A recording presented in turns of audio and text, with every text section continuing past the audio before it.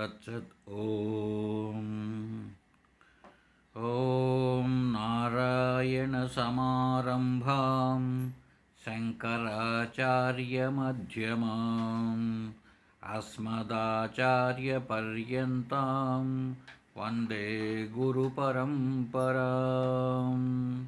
హరి ఓం తత్సత్. గురువుగారు చెప్పారండి, ప్రారబ్ధ కర్మము సమాప్తి అయినంత వరకు, అంటే ఎంతవరకైతే ప్రారబ్ధ కర్మము అనుభవించవలసి ఉంటుందో అది అనుభవించేంత వరకు కూడా ఈ జ్ఞానవంతుడైనటువంటి ఈ జ్ఞానికి ఈ దేహాభిమానము కానీ రాగద్వేషాదులు కానీ ఇవి బాధితానువృత్తి చేత ఉంటూనే ఉంటాయి. బాధితానువృత్తి అంటే చెప్పుకున్నాం, ఒక త్రాడు ఉంది, ఆ త్రాడును కాల్చేసినప్పటికీ త్రాడుగా కనపడుతూనే ఉంటుంది. ఇది బాధిత అనువృత్తి. నశింప చేసినప్పటికీ కొనసాగుతూనే ఉంటుంది. ఇప్పుడు ఏట్లైపోయినా నీళ్లు కనపడుతున్నాయి కొత్తవాడికి, అవి నీళ్లు కాదు అని మనం బాధించేసాం, విచారణ చేత నీళ్లు కాదని తెలిసిపోయింది, అయినా కూడా నీళ్లు కనిపిస్తూనే ఉంటాయి. ఇప్పుడు గింజలు పెసలు ఉలవలు అని చెప్పుకున్నాం నిన్ననే, అవి వేయించేసాం, ఇప్పుడు అవి మొలకెత్తు, అయినా గింజల్లాగానే కనపడుతూనే ఉంటాయి. దీన్ని బాధితానువృత్తి అన్నారు. కాబట్టి ప్రారంధం పూర్తయినంత వరకు కూడా ఈ శరీర అభిమానము, కొంత రాగద్వేషాలు లేశము అన్నాడు, కాదాచిత్కం రాగలేశం. కొద్దిపాటికైనా కోరిక లేకపోతే జీవితము కొనసాగదు. జీవితము కొనసాగకపోతే బ్రహ్మనిష్ట యందు ఆత్మనిశ్చయమే కలగదు అని చెప్పాడు గతంలో. కాబట్టి అందుకోసమైనా దేహాభిమానం ఉండాలి. అట్లా అని గతంలో చెప్పాం, యథేష్ట ఆచరణ అయినా ఉంటున్న ఇష్టం వచ్చినట్టు జీవితాన్ని అజ్ఞాని తన జీవితాన్ని గడిపినట్లుగా ఈ జ్ఞాని లేదా సాధకుడు కూడా గడుపుతూ ఉంటాడంటే అది కాదు. అలా కాదు, ఆభాస మాత్రంగా ఏదో లైట్గా రాగద్వేష అనువృత్తి ఉంటుంది, అంతేకాని ఇక ఏమి నాకు లభ్యమైపోయింది కదా జ్ఞానం. కొంతమంది చెప్తూ ఉంటారు, జ్ఞానికి విధి నిషేధములు లేవు కదా, ఎట్లయినా జీవించవచ్చని. అట్లాంటిదంతా ఏమీ ఉండదు. ఆభాస మాత్రంగా లైట్గా నీడలాగా, ఆభాస అంటే నీడ, ప్రతిబింబము, అలాగా ఉండిపోతుంది అని చెప్పాడు. చెప్తూనే శిష్యుడు ప్రశ్న వేశాడు, స్వామి అలా ఏటిగా ఉంటే ఈ బాధిత దేహాభిమాన అనువృత్తిని మనం అంగీకరించినట్లయితే అంటే జ్ఞానికి కూడా నశింపజేయబడినటువంటి, అంటే జ్ఞానంతో శరీరం కాకుండా పోయినటువంటి శరీరం పైన అభిమానం అలా కొనసాగుతూ ఉన్నది అంటే ముత్యపు చిప్ప సత్యము, దాంట్లో ఉన్న వెండి మిథ్య, భ్రమ అని తెలిసినప్పటికీ మళ్ళీ వెండి కనపడుతూ రావాలి, అప్పుడే అక్కడే అని చెప్పాడు. శిష్యుడు ప్రశ్న వేశాడండి. ఈ ప్రశ్న అంటే జ్ఞానం కలిగిన తర్వాత కూడా ఇది ముత్యపు చిప్ప అని జ్ఞానం కలిగినప్పటికీ మళ్ళీ వెండి కనపడుతూ ఉంటుంది కదా, ఎందుకు? బాధితానువృత్తి నశింపజేసిన పిమ్మట కూడా మళ్ళీ కొనసాగుతూ ఉంటుందన్నారు కదా. ఇప్పుడు జ్ఞాని ఏమి నశింపజేశాడు? నేను శరీరము కాదు అని శరీరాన్ని బాధించి నేను ఆత్మను అని తెలుసుకున్నాడు, అయినా కొనసాగుతూ ఉంది అంటున్నారు శరీరం. అలాగే బాధిత అనువృత్తి మేరకు అలా అయినప్పుడు ఇది వెండి కాదు, ఇది ముత్యపు చిప్ప, ఇది పాము కాదు, ఇది తాడు అని తెలిసిపోయినప్పటికీ ఈ బాధితానువృత్తి అన్నటువంటిదే నిజమైతే ఆ భ్రమ, ఆ భ్రాంతి, ఆ అధ్యాస ఇంకా కొనసాగుతూ ఉండాలి కదా అని ప్రశ్న వేశాడండి శిష్యుడు. దానికి గురువు సమాధానం చెప్తున్నాడు. ఆయన ఈ సుక్తి ఎందు రజత భ్రమ ఏర్పడుతున్నది కదా, అది నిరుపాధిక భ్రమ. ఇది గతంలోనే చెప్పిండా నేను, మళ్ళీ ఒకసారి గుర్తు చేస్తున్నాను.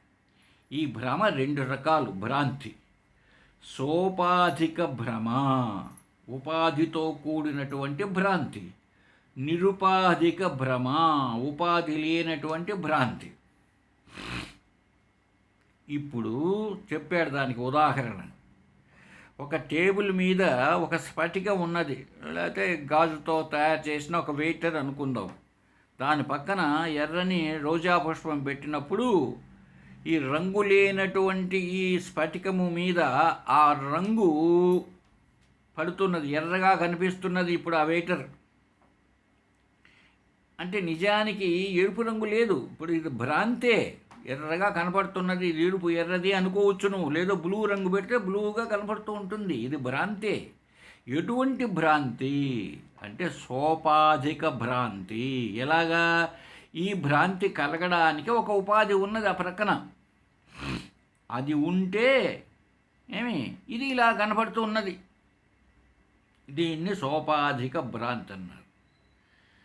ఇప్పుడు ఏట్లేకి పోయాడు, ఇసుకుంది, ఎండుంది, నీరు కనపడుతున్నది. ఇది సోపాధిక భ్రాంతి. ఇసుక లేకుండానో ఎండ లేకుండా ఉంటే నీరు కనపడదు, భ్రాంతికి రాదు. సముద్రం దగ్గర పోయాడు, నీళ్లు చూస్తేనేమో బ్లూ కలర్లో లేవు, అయినా నీళ్లు కనపడుతున్నాయి. ఎందుకని? సముద్రం విశాలమైంది కనుక. చాలాసార్లు చెప్పుకున్నాం, ఆకాశం బ్లూ రంగుతో కనపడుతున్నది, సోపాధిక భ్రమ. ఎందుకు? ఆకాశం అసలు రంగు లేదు. అయితే ఏం ఉపాధి ఉన్నది? ఆకాశం అంటే అంతటా వ్యాపించినది కనుక ఆ వ్యాపక గుణం బ్లూ రంగు పైన పడి అది కనిపిస్తున్నది. ఇదంతా కూడా సోపాధిక భ్రమ. నిరుపాధిక భ్రమ అంటే భ్రాంతి పడడానికి ఉపాధి అంటూ ఏం అవసరం లేదు. ఇప్పుడు బంగారు చైన్ ఉంది, నిజంగా చైన్ అన్నది భ్రాంతే. ఎందుకు? అది బంగారే. బంగారును నువ్వు ఏమనుకున్నావు? చైన్ అనుకున్నావు. అయితే చైన్ అంతా బంగారే అయినప్పుడు చైన్ ఎక్కడి నుంచి వచ్చా? నువ్వు భ్రాంతి పడ్డావు. ఇది నిరుపాధిక భ్రాంతి, ఉపాధి లేనటువంటి భ్రాంతి. ఎందుకు? బంగారే చైనుగా ఉన్నది, ఇంకొకటి ఉండి అలా కనిపించడంలే. ఇసుక ఎండ ఉండి నీరు కనిపించడంలే, అలా వేరుగా కనిపించడంలే. త్రాడే పాముగా కనిపిస్తున్నది. అలాగే ఈ ముత్యపు చిప్పయే వెండిగా కనిపిస్తున్నది, మళ్ళీ ఇంకో రెండవది లేదు. ఇది నిరుపాధిక భ్రాంతి, భ్రమ. నాయనా ఇక్కడ చెప్తున్నాడు గురువుగారు. విషయానికి వస్తే ఈ సుక్తి యందు రజత భ్రమ అనేటువంటిది ఉపాధి లేనటువంటిది, నిరుపాధిక భ్రమ. ఉపాధి లేదు, ముత్యపు చెప్పే వెండి. ఇప్పుడు నీకు అది ఎప్పుడైతే వెండి అన్నదే లేదో, నువ్వు దానిపైన అధ్యాస పడ్డావో, దాని యొక్క ఆ వెండి యొక్క అధిష్టానాన్ని తెలుసుకుంటే ఇక వెండి లేదు. అలాగే ఆ పాము కనిపించింది మసక చీకటిలో, ఆ పాము యొక్క అధిష్టానం త్రాడు అని తెలుసుకుంటే పాము లేదు, ఉన్నది ఒకటే. కాబట్టి రజత భ్రమ నివృత్తి అయిపోతుంది, సుక్తి జ్ఞానం కలుగుతానే. అయితే ఇక్కడ ఈ దేహాభిమానం ఉన్నదే, ఇది సోపాధిక భ్రమగా ఉన్నది, ఉపాధి రూపేణ ఉన్నది. అంతటా ఉన్నటువంటి బ్రహ్మస్వరూపమే ఈ శరీరం అనేటువంటి దాంతో అది ఉంటే, అంతటా ఉన్నటువంటిదే ఈ శరీరం మేరకు ఉంటే, ఎలా అయితే అంతటా ఉన్న ఆకాశం ఘటాకాశంగా పిలువబడుతున్నదో, అలా ఎప్పుడైతే దేహం వచ్చి ఉన్నదో ఇది సోపాధిక భ్రమ. ఎప్పుడైతే సోపాధిక భ్రమ అయినదో, ఇక జ్ఞానం కలుగుతూనే, అధిష్టాన జ్ఞానం కలుగుతూనే ఇది మాయమైపోదు. ఎందుకని? ఇక్కడ ఏంటి దీనికి ఉపాధి? సోపాధికి ఉపాధి ఏం ఉపాధి తెలిసినా కనపడడానికి ప్రారబ్ధ కర్మే దీనికి ఉపాధి. ఆ కర్మ ఉపాధిగా ఉన్నది. ఎందుకు? ప్రారంభ కర్మ ఎందుకు ఉపాధిగా ఉన్నది? ఇది అనుభవించవలసి ఉన్నది. కాబట్టి ఉపాధి దాంతో ఉంది. ఏది శరీరం అనే ఉపాధి జ్ఞానం కలిగిన ఎందుకున్నది? దాని ఉపాధి ఉన్నది ఇంకా. కాబట్టి ఆత్మజ్ఞానము చేత అజ్ఞానం పోయినప్పటికీ ఈ ప్రారబ్ధ కర్మ ఉపాధిగా ఉన్నట్టుంది కదా. కనుక ఈ జ్ఞానవంతుడికి, జ్ఞానికి ఈ బాధితానువృత్తి రూపమైన దేహాభిమానాలు ఉంటూనే ఉంటాయి. ఎందుకు? ఉపాధి ఉంది గనుక. ఆ ప్రారబ్ధ కర్మే దానికి ఉపాధి కనుక ఆ ఉపాధి ఉన్నంత వరకు దేహాభిమానాలు ఉంటూనే ఉంటాయి. అంతేకాదు నాయన, ఇంకా చెప్తా విను. ఆత్మజ్ఞానం చేత అజ్ఞానం పోయినప్పటికీ ఆ అజ్ఞానం కొద్దిగా అయినా ఉంటుందంట. చూడండి శాస్త్రం ఏం చెప్తున్నాడు. లేశ మాత్రం అంట. దీన్ని అజ్ఞాన లేశ విద్య, లేశ అవిద్య అంటున్నారండి. ఇది చాలా విచిత్రంగానే ఉంటుంది. మొత్తం పోవాలి కదా, వస్తుంది విషయం. అజ్ఞానం అన్నది కొద్దిగానే మిగిలి ఉంటుందంట. అది కొనసాగుతూ ఉంటుందంట. ఎప్పుడైతే కొనసాగుతూ ఉంటుందో అజ్ఞాన లేశము, ఆ ప్రారబ్ధ కర్మభోగం జరుగుతూ ఉన్నది. ఇదే శాస్త్రాల్లో చెప్తున్నారంట. ద్వైత ఛాయారక్షణ యాస్తి లేశ చ అస్మిన్ అర్థే స్వానుభూతి ప్రమాణం. అదండి, దీనికి వేరే ప్రమాణం అవసరం లేదు, మన అనుభవంలోనే ఉంది. ఆత్మజ్ఞానం చే అజ్ఞానం వెళ్ళినప్పటికీ ద్వైత ఛాయ, ద్వైతం ఏదో కొద్దిగా ఛాయ, నీడలాగా, అంటే ఆభాస మాత్రముగా. ఎందుకు ద్వైతము? ఈ ద్వైతాన్ని రక్షించేదానికోసం. రెండవది, ఎందుకు? నీ జ్ఞానం కలుగుతానే శరీరం పడిపోవడం లేదు, ప్రపంచం కొట్టుకొని పోవడం లేదు. కాబట్టి ద్వైతం ఉంటూనే ఉంటుంది. ఎందుకని? ఇది అనాది, ఇది ఎప్పటి నుంచో ఉంది, ఉంటూనే ఉంటుంది. కాబట్టి దాన్ని రక్షించాలి గనుక ద్వైత ఛాయ రక్షణ, ద్వైత అధ్యాస రూపమైన ద్వైతమును రక్షించాలి గనుక పూర్తి అజ్ఞానం అంతా వెళ్ళిపోతే ఇక ద్వైతం అన్నదే లేదు. ద్వైతం అన్నది ఎప్పుడు లేదో తనకి ఇక నీళ్లు కావాలి. నీళ్లు రెండవది కదా. నీళ్ళు అంటే అన్నం కావాలి. అన్నం అనేది తనకంటే రెండవదే కదా. కూర్చొని నేల కావాలి, లేదా చాప కావాలి. ఇది కూడా ద్వైతమే కదా. ఏమండి? గాలి కావాలి పీల్చడానికి ముక్కు ద్వారా, ఇది కూడా గాలి ద్వైతమే కదా. జ్ఞానం కలిగినంత మాత్రంతోనే ద్వైతం నశించలా. మరి లేశమాత్రంగా ఉంది, అధ్యాస, ఆభాసగా. కాబట్టి దాన్ని రక్షించే దానికోసం అజ్ఞాన లేశం, కొద్దిపాటి అజ్ఞానం ఉండి తీరుతుంది. ఇది మన అనుభవంలోనే ఉంది అన్నాడు గురువుగారు. శిష్యుడు ఇంకా సమాధానం చెప్తున్నాడు. అదే గురువుగారు ఇంకా ఆయన అంతేకాదు, ఆత్మజ్ఞానం చేత ఆత్మజ్ఞానం కలిగింది. ఇప్పుడు కలిగిందో అజ్ఞానం కదా, అంతవరకు ఉండింది. ఆత్మ తెలియనటువంటి అజ్ఞానం కదా. ఆ అజ్ఞానానికి ఆవరణ శక్తి అని చెప్పుకున్నాం. ఆవరణ శక్తి, విక్షేప శక్తి అని. ఈ ఆవరణ శక్తి తాదాత్మ అధ్యాస, అదే ఇంకొకటిగా చూపించడం. అధ్యాస, తను కాని దానిని తనుగా భావించడం. శరీరము కాని తానును, శరీరము కానటువంటి దాన్ని తాను ఆత్మ అయినప్పటికీ శరీరాన్ని తానుగా భావిస్తున్నాడు. ఇదే తాదాత్మ్యం, అధ్యాస. ఇవి రెండు ఎప్పుడైతే ఆత్మజ్ఞానం కలిగినదో ఈ రెండు వెళ్ళిపోతే ఉండవు. ఇంకా ఆవరణ పోతుంది, ఈ అధ్యాస పోతుంది. అయినప్పటికీ విక్షేప సహిత అజ్ఞానము, అదండి, ఆవరణ పోయింది, అధ్యాస వెళ్ళిపోయింది. అయినా కూడా విక్షేప శక్తి అంటే ఇంకొక దానిగా చూపించడం, ఉన్నదానిని ఇంకొకటిగా చూపించడమే విక్షేప శక్తి యొక్క గొప్పతనం. ఉన్నదాన్ని ఉన్నట్టు చూపించకుండా ఇంకొకటిగా చూపిస్తుంది, అదే విక్షేపం అంటే. ఇది ఆవరణ విక్షేపాల్లో చెప్పుకున్నాం మనం, అజ్ఞానం ఆవరణ విక్షేపం అని. ఈ ఆవరణ ఏం పోయింది, అయినా విక్షేప శక్తి ఉన్నది. ఇది ఈ విక్షేప సహితంగా ఉండేటువంటి అజ్ఞానం ఉన్నదే, ఇది ఆత్మజ్ఞానానంతరం కూడా ఉంటుంది. ఆత్మజ్ఞానానంతరం కూడా కొనసాగుతూ ఉంటుంది విక్షేపం మాత్రం. నీకు ఎంత ఆవరణ నశించినా కూడా విక్షేపం మాత్రం ఇంకొక దానిగా చూపడం మాత్రం కనపడుతూనే ఉంటుంది. కనపడకపోతే నీళ్లు కనపడవు తాగడానికి. అంతా బ్రహ్మమే, అంతా బ్రహ్మమే కదా. మరి అజ్ఞానం వెళితే అక్కడ విక్షేప శక్తి లేకపోతే నీళ్లు, అన్నము, చాప, గిన్నె, ప్లేటు ఇవన్నీ కనపడుతున్నాయి కదా మరి.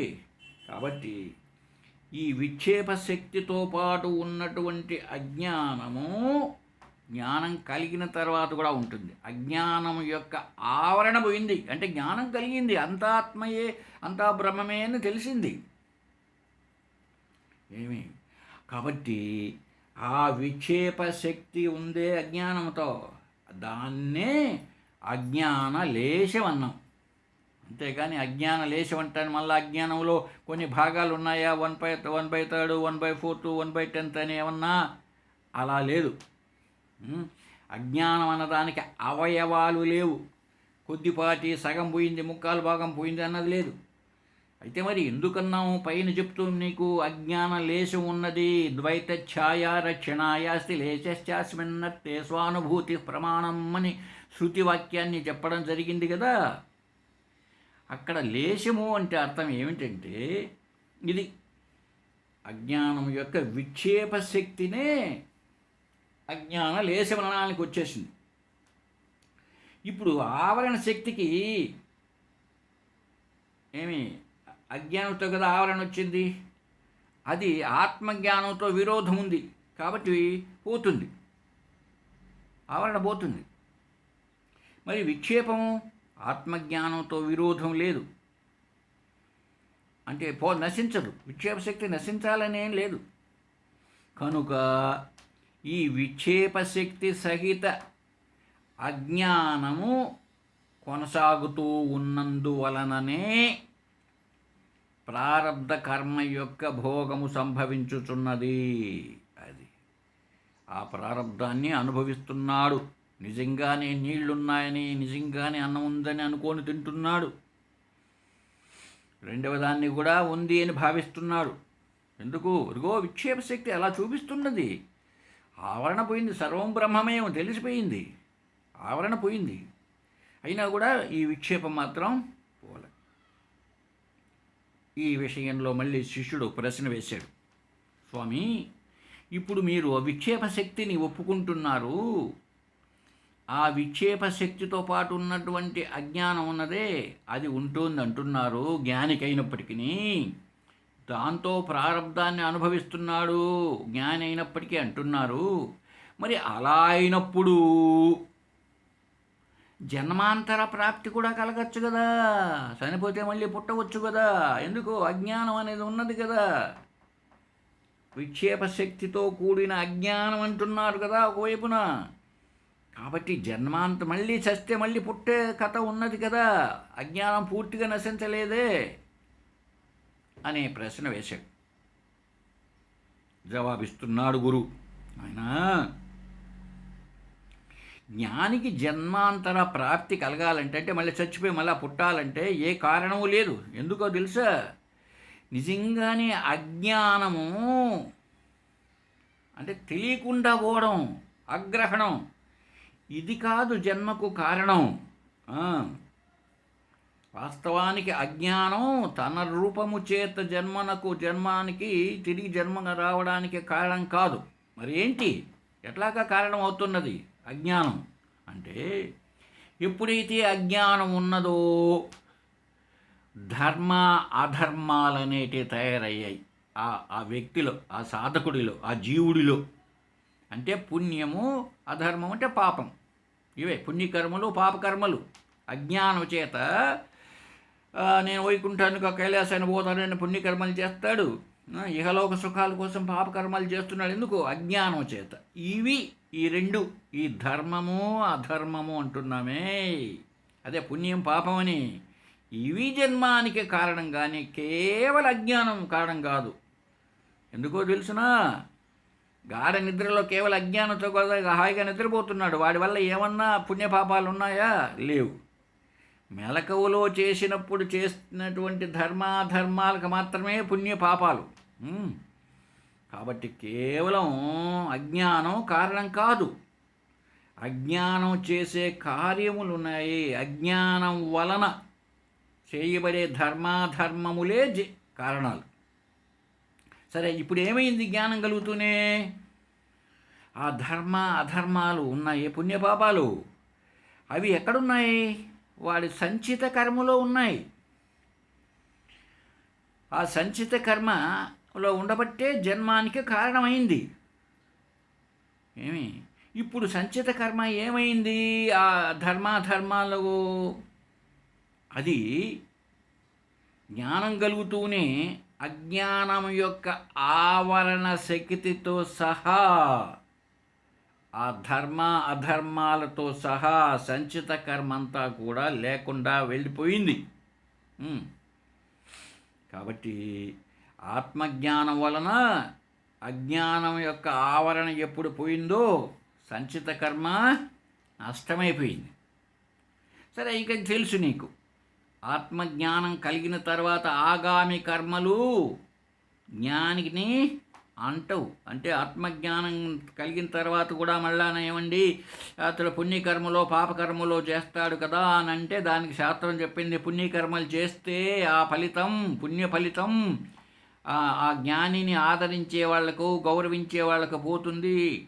ఆయన వల్ల పాపకర్మలు అయితే జరగవు. పొరపాటున ఎక్కడైనా జరిగినా కూడా ఆ పాప ఫలితాన్ని ఆ జ్ఞానిని దూషించే వాళ్ళకి వెళుతుందని చెప్పడం జరిగింది.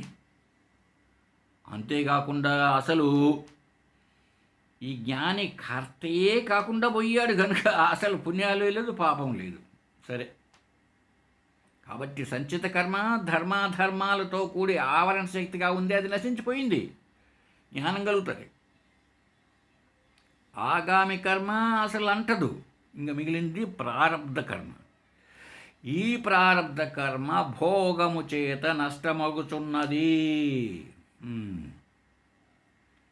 ఇది అనుభవిస్తే పోతున్నది. ఈ విధముగా ఈ శరీరాన్ని మళ్ళీ పుట్టేది ఉందే కారణం, మళ్ళీ జన్మకు కారణం లేదు. ఇప్పుడు జన్మకు కారణం నువ్వు ఉన్నట్టు అజ్ఞానమే. అయితే సాక్షాత్తు అజ్ఞానం జన్మకు కారణం కాదు. అజ్ఞానం వల్ల చేసినటువంటి ఆ ధర్మాలు కానీ అధర్మాలు కానీ, పుణ్య పాప మిశ్రమ కర్మలు అంటున్నామే, అవి చేసి వాటి ఫలితాలను అనుభవించేదానికి ఆ సంచిత కర్మలో నుంచి కొంత భాగం వచ్చి జన్మ వచ్చింది కదా. కనుక ఇప్పుడు మళ్ళీ నువ్వు అన్నట్టు ఈ విక్షేప శక్తి కొద్దిగా మిగిలి ఉంటే మళ్ళీ పుట్టాలి కదా, జన్మకు రావాలి కదా అంటున్నారు. అది లేదు, కుదరదు. నాయన శిష్య, అర్థం చేసుకో. నీకు ఇంకొక ఉదాహరణ ఇస్తా, చెప్పు, అర్థం చేసుకో. ఇప్పుడు గింజలు ఉన్నాయి, పెసలు, ఉలవలు లాంటివి. ఇవి బాగా వేయించాం తినడానికి కోసం. ఇప్పుడు తింటూ ఉంటే భలే తృప్తిగా ఉంది, భలే రుచికరంగా కూడా ఉన్నాయి. అయితే ఆ గింజలు తినడానికి మనకు తృప్తిని ఇస్తున్నాయి, అవి కారణమే. అయితే మొలకెత్తడానికి కారణం కాదు. చూసామా, గింజల వల్ల ప్రయోజనం లేదా? ఉంది. ఏమిటి? తింటూ ఉంటే తృప్తినిస్తుంది. అయితే అవి మళ్ళీ పొలంలో వేస్తే అంకురములు మొలకెత్తుతాయా? ఆ ప్రయోజనం లేదు. ఆ గింజల వలన ఆ ప్రయోజనం లేదు, మొలకెత్తే ప్రయోజనం లేదు. మరి తింటే తృప్తినిచ్చే ప్రయోజనం మాత్రం ఉంది. అవునా? అంటే ఏటికి? వేయించిన గింజలకు. అలాగే జ్ఞానం కలిగితే అజ్ఞానం యొక్క ఆవరణ శక్తితో ఎప్పుడు నశించిపోయిందో సంచిత కర్మలు ధర్మాద పోయేటప్పుడు ఇంక జన్మ లేదు. అయితే విక్షేప శక్తి ఉంది. అంటే గింజల్లో 2 శక్తులు చెప్పుకుంటేమే ఇప్పుడు ఆ విధంగా ఈ విక్షేప సహితమైనటువంటి ఈ అజ్ఞానం ఇదే ప్రారబ్ధ కర్మగా తయారై ఈ ఫలితాలను, ఫలభోగాన్ని అనుభవించడానికి తయారవుతోంది. అంతేగాని మళ్ళీ జన్మకు కారణం కాదు. ఈ ప్రారబ్ధ కర్మ ఈ జన్మలో అనుభవించడానికి వస్తున్నది కానీ మళ్ళీ జన్మ కోసం కాదు. ఆత్మజ్ఞానం ఎప్పుడు కలిగిందో ఆవరణ శక్తితో పాటుగా ఉన్న అజ్ఞానం పోతున్నదే, అప్పుడే పోయింది. అది ఏది జన్మకు కారణమైనటువంటిది. అప్పుడే ఏం మిగిలి ఉంది? ఈ విక్షేప శక్తి సహితంగా ఉన్న అజ్ఞాన, కొద్దిపాటి అజ్ఞాన లేశం ఉంది. అది ఈ ప్రారబ్ధ కర్మ రూప ప్రతిబంధకం ఉన్నది. ఇది పోయేంత వరకు అది పోదు. పోయిన తర్వాతనే అజ్ఞాన లేశం పోతుంది. సరేనండి, ఇంకా అజ్ఞాన లేశం మిగిలింది కదా, మరి వాడి జ్ఞానం అంటున్నారే, అజ్ఞాన లేశం అనేది కొద్దిపాటిగా మిగిలి ఉండే ప్రారంధాన్ని అనుభవిస్తూ ఉంటే మళ్ళీ అతను జ్ఞానం కోసం మళ్ళీ కర్మ ఏదైనా శ్రవణ మననాదులు నిధిధ్యాసలు చేయాల్సి ఉంటుందా? నో, కాదు. ఎందుకు? ఆ అజ్ఞాన లేశము యొక్క నివృత్తి కొరకు మరలా ఆత్మజ్ఞానం యొక్క అపేక్ష కలుగుటలేదు. ఎందుకో తెలుసా? అజ్ఞానం ఆవరణ శక్తి సహిత జ్ఞానం పూర్వమే ఆత్మజ్ఞానం చేత పోయింది అజ్ఞానం. ఇప్పుడు ఆత్మజ్ఞానముచే ఇప్పుడు ఆ లేశము ఆవరణ శక్తి ఉంది, దాంతో ప్రారబ్ధ కర్మ వస్తున్నది. అంతేగాని దాన్ని అజ్ఞానాన్ని తొలగించడంతో కాదు. అజ్ఞానంతో ఉన్న ఆవరణ శక్తి పోయేటప్పటికి జన్మ లేదు, మళ్ళీ జ్ఞానంతో అవసరం లేదు. అందువల్ల ఇంకా చెప్తా విను. ఇప్పుడు బ్రహ్మ విద్య తెలుసుకున్నాడు, బ్రహ్మ విద్య వచ్చేసింది అంటే ఆత్మవిద్య తెలుసుకున్నాడు. దీనివల్ల అవిద్య అంటే అజ్ఞానం పోయింది. అయితే ఈ ప్రారబ్ధ కర్మ ఉన్నదే, ఇది పోయేంత వరకు ఆ విక్షేపం పోవడం లేదు. ఎందుకో తెలుసా? ఆ విక్షేపానికి సోపాధిక భ్రమ రూపత్వం ఉన్నది. అది ఆ భ్రమ నిరుపాధిక భ్రమ అయితే పోయిండేది. నిరుపాధిక భ్రమ అంటే ఏంటి? ఉపాధి లేకుండా ఉండే భ్రమ, అది నిరుపాధిక భ్రమ. ఏది? నెక్లెస్ ఉంది, ఆ భ్రమ కలగడానికి వేరే కారణం ఏం లేదు, బంగారే. కాబట్టి అది నిరుపాధిక భ్రమ కనుక నెక్లెస్ బంగారు అని తెలుసుకుంటే ఇంక నెక్లెస్ లేదు, కనపడుతున్నప్పటికీ నెక్లెస్ లేదు. కాబట్టి అలా అయింటే పోయిండేది. అయితే ఇది ఇక్కడ ఎట్లా ఉంది? ఇప్పుడు ఇది అజ్ఞానం పోతూనే విక్షేపానికి సోపాధిక భ్రమ ఉంది. ఈ సోపాధిక భ్రమ ఎప్పుడైతే ఉన్నదో అదే అజ్ఞానానికి ఉపాధిగా ఉన్నది, ఆ విక్షేప శక్తితో ఉన్నటువంటిది. ఎందుకు? ఇదో కర్మ, ఈ కర్మ అనేదే ఉపాధి, ప్రారబ్ధ కర్మ. ఇది ఎప్పుడైతే ఫలభోగము చేత ప్రారబ్ధ కర్మ పోతుందో, ఇంక లేకుండా అనుభవిస్తే పోతుందో, అప్పుడే విక్షేప సహిత జ్ఞానం కూడా పోతుంది. విక్షేప సహిత అజ్ఞానం కూడా పోతుంది. ఎట్లా పోతుంది అయ్యా? చెప్తున్నాడు. దానికోసం మళ్ళా జ్ఞానమో యోగమో చేయాల్సిన పని లేదని. ఇప్పుడు ఒక దీపం ఉంది, నూనె వేసి వెలిగిస్తున్నాం. ఎప్పుడైతే దీపంలో ఉన్న నూనె అయిపోయిందో ఇక మళ్ళీ దీపం తానే పోతుంది. దీపంలో ఉన్న నూనె అయిపోతూనే దీపం తన పాటికి తానే ఆరిపోతుంది. అలాగే ఆత్మజ్ఞానం కలుగుతూనే ఈ ఆవరణ శక్తితో కూడినటువంటి అజ్ఞానం, ఆ అజ్ఞానంతో పాటు సంచిత కర్మలు పోయినాయి. అలాగే ఎప్పుడైతే ఈ ప్రారబ్ధ కర్మ చేత కష్టాలు సుఖాలు అనుభవిస్తూ రాగా ప్రారబ్ధ కర్మ తీరిపోయిందనుకో, అప్పుడు ఆ విక్షేప శక్తితో ఉన్నటువంటి అజ్ఞాన లేశము అంటే అది కూడా పోతుంది. ఈ ప్రారబ్ధం తీరుతూనే అది కూడా పోతుంది. ఈ విషయాన్ని శృతులు ఏం చెప్తున్నాయో చూడు ఒక్కసారి. అవిద్యావృత్తి తాదాత్మ్యే విద్యయైవ వినశ్యతః విక్షేపస్య స్వరూపంతో ప్రారబ్ధక్షయమిచ్యతే. అవిద్యాకృత ఆవరణమును అహంకారాదులతో ఆత్మకు తాదాత్మ్యాధ్యాస ఈ రెండును అహం బ్రహ్మాస్మి అను విద్య చేతనే నాశనం పొందుచున్నవి. అజ్ఞానము దాంతో ఉన్నటువంటి దాని యొక్క శక్తి అయినటువంటి ఆవరణ శక్తి. అంతేకాకుండా నేను నేను అని అహంకారం ఉంది కదా, జీవభావం, అదే తాదాత్మ్యం, అధ్యాస ఇపోతున్నాయి రెండు, అహం బ్రహ్మాస్మి అని తెలుస్తని. అయితే విక్షేపం ఉంటూ ఉన్నది కనుక అది ప్రారబ్ధముతోనే నాశనం చెందుతుంది. ప్రారబ్ధ కర్మ యొక్క నాశమునకు పూర్వము ఆ విక్షేపము యొక్క స్వరూపము నాశముందుటలేదు.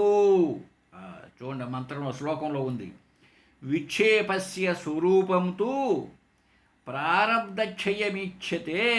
ప్రారబ్ధక్షయం అవుతూనే విక్షేపం పోతుంది కానీ పూర్తిగా ముందు వెళ్ళదు.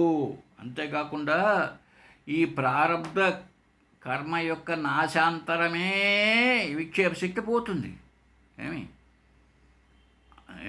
అలాగే చూడండి, జ్ఞానికి విషయానుభవాలు కలుగుతున్నాయి లోకంలో ఉన్నటువంటివి. ఎట్లా ఉందంటే అది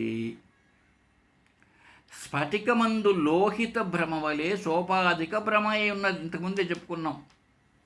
ఆ స్ఫటికానికి ఎర్ర రంగు వచ్చింది ఒకటి, ఆ బయట పక్కనున్న పుష్పం రంగు వచ్చింది అనుకో.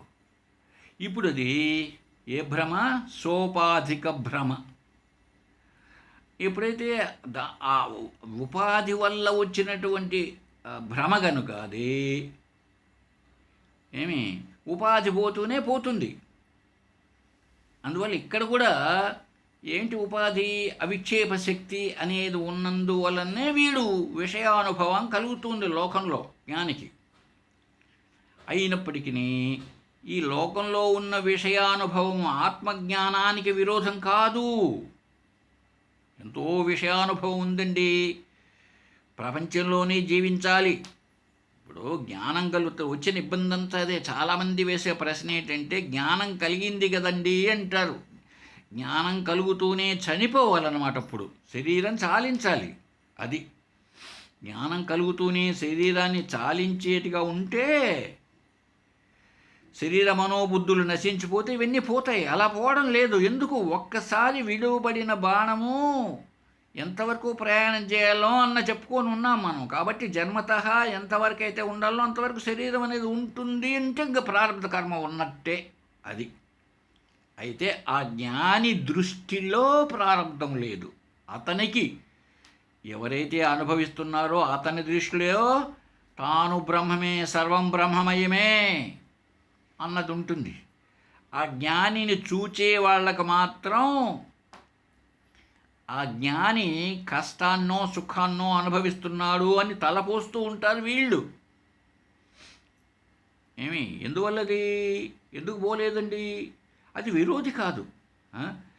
ఆత్మజ్ఞానము చేత అజ్ఞాన నివృత్తి అయిపోయి ప్రారబ్ధం వల్ల ప్రాప్తించినాయి. ఇప్పుడు ఏంటి? అన్నపానాది విషయములను అనుభవిస్తున్నాను. అది తాను ప్రారబ్ధం చేత తాను ఏ విధంగా అనుభవించాలనో అనుభవిస్తున్నప్పటికీ ఈ జ్ఞానవంతమైనటువంటి ఈ వ్యక్తి అఖండైకరస సచ్చిదానంద బ్రహ్మరూపమున స్థితుడగుచున్నాడు. ఇది అతనికి లభ్యమయ్యేటువంటి ఫలం. సరే, డౌటా శిష్య? చెప్తున్నాడు గురువు, నేను చెప్పింది ఉత్తది కాదు, శారీరక మీమాంసా శాస్త్రం, దాన్నే బ్రహ్మసూత్రాలు అంటారే అది. దాంట్లో 4వ అధ్యాయ పఠనము చేత సిద్ధమగుచున్నది. ఒక్కసారి ఆ 4వ అధ్యాయం చదువుకో, తెలుస్తుంది నీకే. ఈ శారీరక మీమాంస అంటే బాదరాయణ సూత్రాలు, బ్రహ్మసూత్రాల్లో ప్రథమాధ్యాయ పఠనము వలన శ్రవణం, ద్వితీయాధ్యాయ పఠనం వలన మననం, తృతీయాధ్యాయ పఠనం వల్ల నిధిధ్యాసం, 4వ అధ్యాయ పఠనం వలన ఆత్మజ్ఞానం యొక్క ఫలం. అది సిద్ధిస్తున్నది అని తెలిసిన ఆచార్యులు గురువులు చెప్తున్నారంట. కనుక మనం దాంట్లో చూస్తే ఆ మొత్తం 4 అధ్యాయాలు బ్రహ్మసూత్రాలు. ఆ 4 అధ్యాయాలలో చివరికి ఆత్మజ్ఞానం పొందితే ఎటువంటి ఫలితం లభ్యమవుతుందో అన్న విషయాన్ని బాదరాయణ మహర్షి లేదా వ్యాసుడు పూర్తిగా చెప్పి ఉన్నాడు. కాబట్టి ప్రారబ్ధం అన్నది ఇలాగా ఉంటుంది. ఎంతవరకైతే ప్రారబ్ధం ఉంటుందో, కొంతమందికి సుఖ ప్రారబ్ధం ఉంటుంది. బంగారు పూల చేత ఒక స్వామీజీ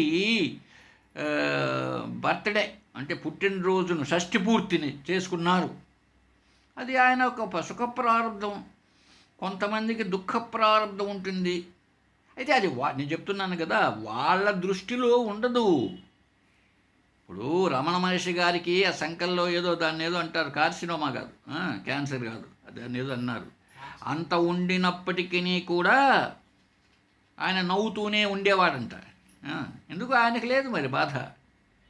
ఏమండి, ఇంక రమణ మహర్షి కంటేనా? అంతేకాదు, మన పురాణాల్లో కూడా శ్రీకృష్ణుడు సాక్షాత్తు జగద్గురువు ఒక బోయవాని చేతిలో విలుదెబ్బకు అడవిలో పడుకోనుంటే ఆ బోయవాడు వేసిన విలుదెబ్బకు ప్రాణాలు వదిలాడు.